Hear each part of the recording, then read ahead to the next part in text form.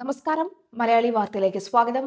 മുല്ലപ്പെരിയാർ അണക്കെട്ടിന്റെ ഷട്ടർ ഇന്ന് തുറക്കും. തമിഴ്നാട്ടിലെ ജലസേചനത്തിനായാണ് വെള്ളം തുറന്നുവിടുന്നത്. തേനി ജില്ലയിലെ കമ്പം താഴ്വരയിലുള്ള 14,707 ഏക്കർ സ്ഥലത്തെ ഒന്നാം ഘട്ട നെൽകൃഷിക്കായാണ് ഇന്ന് ഡാം തുറക്കുന്നത്. സെക്കൻഡിൽ 200 ഘനയടി വീതം 120 ദിവസത്തേക്കാണ് തുറന്നുവിടുന്നത്. ഇതോടൊപ്പം മധുര കോർപ്പറേഷൻ പ്രദേശത്തെ കുടിവെള്ളത്തിനായി സെക്കൻഡിൽ 150 ഘനയടി വെള്ളവും തുറന്നുവിടാനാണ് തമിഴ്നാട് സർക്കാർ ഉത്തരവിട്ടിരിക്കുന്നത്. തേക്കടിയിൽ പ്രത്യേക പൂജകൾക്ക് ശേഷമാണ് ഷട്ടർ ഉയർത്തുക. സാധാരണഗതിയിൽ ജൂൺ മാസം 1-ാം തീയതിയാണ് കാർഷിക ആവശ്യത്തിന് വേണ്ടി വെള്ളമെടുക്കാൻ ഷട്ടർ ഉയർത്തുന്നത്. മഴക്കുറവ് മൂലമാണ് ഇത്തവണ ഷട്ടർ തുറക്കുന്നത് അതീവ താമസിച്ചത്. സംസ്ഥാനത്ത് ഇന്നും അതിശക്തമായ മഴ തുടരുമെന്ന് കേന്ദ്ര കാലാവസ്ഥാ വകുപ്പിന്റെ മുന്നറിയിപ്പ്.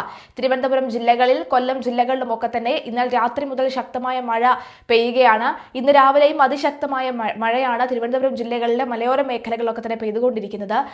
നിർത്താതെ മഴ പെയ്യുകയാണെങ്കിൽ വാമനപുരം നദി അടക്കമുള്ളവ കരകവിഞ്ഞൊഴുകുന്ന സാഹചര്യം ഉണ്ടാകുന്നു. കഴിഞ്ഞ ആഴ്ചയിൽ സമാനമായ രീതിയിൽ കരകവിഞ്ഞൊഴുകുന്ന ഒരു സാഹചര്യമാണ് ഉണ്ടായിരുന്നത്. കഴിഞ്ഞ ശനിയും ഞായർ ദിവസങ്ങളിലാണ് ഇത്തരത്തിൽ വെള്ളം രൂക്ഷമായി വീടുകളിലൊക്കെ തന്നെ കയറിയത്. അതിനു മുമ്പ് ഒരു മുങ്ങിയ മരണവും വാമനപുരം നദിയിൽ നടന്നിരുന്നു.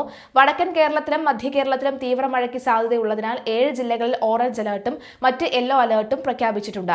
അപകട സാധ്യത മുൻനിർത്തി കേരള തീരത്ത് മത്സ്യബന്ധനത്തിന് കർശന നിർദ്ദേശങ്ങളും ഏർപ്പെടുത്തിയിട്ടുണ്ട്. കനത്ത മഴ തുടരുന്ന സാഹചര്യത്തിൽ മുൻകരുതൽ നടപടിയുടെ ഭാഗമായി കാസർഗോഡ്, കണ്ണൂർ, വയനാട്, കോഴിക്കോട്, തൃശൂർ, കോട്ടയം, പത്തനംതിട്ട, ആലപ്പുഴ എന്നീ 8 ജില്ലകളിൽ ഇന്ന് വിദ്യാഭ്യാസ സ്ഥാപനങ്ങൾക്ക് അവധി പ്രഖ്യാപിച്ചു. അങ്കണവാടികൾ മുതൽ പ്രൊഫഷണൽ കോളേജുകൾ വരെയുള്ള എല്ലാ സ്ഥാപനങ്ങൾക്കും അവധി ബാധകമാണെങ്കിലും മുൻകൂട്ടി നിശ്ചയിച്ച പൊതുപരിപാടികൾക്ക് മാറ്റമുണ്ടായിരുന്നതല്ല.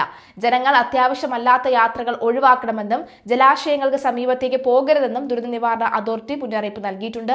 മാത്രമല്ല പല ജില്ലയിലും ഇന്ന് അവധിയാണ്. അതുകൊണ്ട് തന്നെ കുട്ടികൾ വീട്ടിലൊക്കെ ഉണ്ടാവും. കഴിഞ്ഞ ദിവസങ്ങളിലുമൊക്കെ ഇത്തരത്തിൽ സമാനമായ രീതിയിൽ അവധിയായിരുന്നു.